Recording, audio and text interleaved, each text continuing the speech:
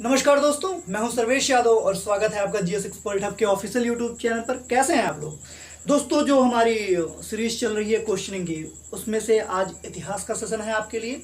दोस्तों, मैंने आपके लिए हमेशा वो इंपॉर्टेंट टॉपिक्स लेके आए हैं जो आपके एग्जामिनेशंस के लिए बहुत महत्वपूर्ण हैं। तो उसी श्रृंखला का आज मैं इतिहास लेके आया हूँ जो एग्जामिनेशंस में पूछे जा चुके हैं और कई बार रिपीटेड हैं और आगे भी रिपीट किए जाएंगे। बस ऐसे ही प्रश्न आपको मिलेंगे इस सीरीज में। तो आइए पढ़ते हैं पहले प्रश्न की तरफ। प्राचीन कालीन किन ग्रंथों से षोडश जनपदों का उल्लेख मिलता है? आप षोडश जनपद तो जानते ही होंगे, 16 महाजनपदों का उदय का काल है यह। तो आपसे यही पूछा गया है कि प्राचीन कालीन किन ग्रंथों से 16 जनपदों का उल्लेख मिलता है, यानी 16 जनपद विद्यमान थे, उनके बारे में यह जानकारी हमें कहां से मिलती है? ऑप्शन है अंगुत्तर निकाय, भगवती सूत्र, दिव्यावदान, ए और बी दोनों। तो दोस्तों, जो हमें 16 जनपदों का उल्लेख मिलता है वह अंगुत्तर निकाय से भी मिलता है और भगवती सूत्र से भी मिलता है। यानी कि जो हमारा ऑप्शन सही हो जाएगा वह ऑप्शन सही हो जाएगा डी, यानी कि ए और बी। 16 जनपदों का उल्लेख हमें अंगुत्तर निकाय व भगवती सूत्र दोनों से प्राप्त होता है। अगला प्रश्न है दोस्तों, मेगास्थनीज की रचना है, यानी मेगास्थनीज ने किस पुस्तक की रचना की है? पहला ऑप्शन है इंडिका, जियोग्राफी, नेचुरल हिस्टोरिका या अर्थशास्त्र। तो आप सभी जानते हैं मेगास्थनीज ने किस पुस्तक की रचना की? इंडिका। नोट कर लीजिए, किस पुस्तक की रचना की है मेगास्थनीज ने? इंडिका। जियोग्राफी की रचना किसने की है दोस्तों? तो टॉलमी ने की है। और अर्थशास्त्र की रचना तो आप सभी जानते हैं विष्णुगुप्त यानी कि कौटिल्य ने। अगला प्रश्न है, भारत में सबसे प्राचीन अभिलेख किस शासक के मिले हैं? यानी कि अभिलेखों को लिखवाने का प्रथा किसने प्रारंभ किया, या फिर किस शासक के अभिलेख सबसे प्राचीनतम माने जाते हैं जिसका उल्लेख प्राप्त हुआ है, यही आपसे पूछा गया है। ऑप्शन है आपके पास कालाशोक, अजातशत्रु, चंद्रगुप्त मौर्य या अशोक। तो आप सभी जानते हैं दोस्तों, शिलालेख और अभिलेखों को लिखवाने का जो प्रचलन प्रारंभ किया था वह अशोक ने प्रारंभ किया था। और सबसे प्राचीन जो अभिलेख मिले हैं वह किसके मिले हैं? अशोक के मिले हैं। ऑप्शन डी आपका सही आंसर है, नोट कर लीजिए। अगला प्रश्न है, सर्वप्रथम 1837 ईस्वी में अशोक के अभिलेखों का किसके द्वारा पढ़ा गया? यानी कि सर्वप्रथम किसने अशोक के द्वारा लिखवाए गए अभिलेखों को पढ़ा, उसकी लिपियों को समझा और उसके बारे में लोगों को जानकारी दी? तो वह कौन है जिसने 1837 में, कब? वर्ष 1837 ईस्वी में सर्वप्रथम अशोक के अभिलेख पढ़े? ऑप्शन है जेम्स प्रिंसेप, कनिंघम, रॉबर्ट ब्रुसफुट या के मिलर। तो दोस्तों, सर्वप्रथम अशोक के अभिलेखों को पढ़ने का जो श्रेय जाता है वह जाता है जेम्स प्रिंसेप महोदय को, यानी कि ऑप्शन ए सही है। अगला प्रश्न है, आदि काव्य की संज्ञा किसे दी गई है? आदि काव्य यानी कि सबसे प्राचीनतम काव्य।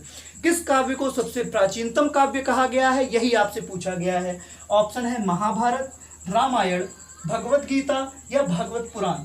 तो दोस्तों, आदि महाकाव्य की संज्ञा दी गई है रामायण को, जिसमें कुल 7 कांड हुए हैं, आपको सभी पता है। तो ऑप्शन बी आपका सही आंसर है। अगला प्रश्न है कि सबसे प्राचीन स्मृति कौन सी है? स्मृति अर्थात यानी कि उस समय की जो सामाजिक, आर्थिक, राजनीतिक व्यवस्था थी उन पर लिखी गई किताबों का वर्णन है स्मृति। तो स्मृति, सबसे प्राचीन स्मृति कौन सी मानी जाती है, यही पूछा गया है। ऑप्शन है याज्ञवल्क्य, नारद स्मृति, मनु स्मृति या पराशर स्मृति। तो जो सबसे प्राचीन स्मृति मानी गई है दोस्तों, मानी गई है मनु स्मृति को, कि सबसे प्राचीनतम स्मृति कौन सी है? मनु स्मृति। अगला प्रश्न है, 14वीं सदी ईसा पूर्व का अभिलेख जिसमें वैदिक देवताओं का वर्णन मिलता है, वह कौन सा अभिलेख है जिससे वैदिक देवताओं का वर्णन मिला है? ऑप्शन है एक बटाना, बेबीलोन, बिसोटुन या बोगजकोई। तो दोस्तों, 14वीं सदी ईसा पूर्व से जिन अभिलेखों के माध्यम से वैदिक देवताओं का वर्णन मिला है वह है बोगजकोई। नोट कर लीजिए, ऑप्शन डी आपका सही आंसर है। फिर हम बढ़ते हैं दोस्तों अपने अगले प्रश्न की तरफ। अगला प्रश्न है, पूर्व पाषाण कालीन मानव का मुख्य व्यवसाय था। यानी कि पूर्व पाषाण कालीन जो मानव था, आप सभी जानते हैं कि इतिहास को 3 भागों में बांटा गया है। पाषाण का प्रागैतिहासिक काल, आद्यैतिहासिक काल और ऐतिहासिक काल। तो जो हमारा प्रागैतिहासिक काल है वह किसका प्रतिनिधित्व करता है? पाषाण काल का। तो पूर्व पाषाण कालीन जो मानव था उसका मुख्य व्यवसाय क्या था, यही आपसे पूछा गया है। ऑप्शन है कृषि, आखेट, पशुपालन या इनमें से कोई नहीं। तो दोस्तों, कृषि का मतलब कृषि करना, खेती करना होता है। आखेट का मतलब शिकार करना होता है। पशुपालन का मतलब पशुओं को पालना होता है। तो इनमें से कौन सा ऑप्शन सही है? आप सभी जानते हैं पूर्व पाषाण कालीन जो मानव था उसको कृषि का कोई ज्ञान नहीं था, तो इसलिए ऑप्शन ए पहले ही हट गया।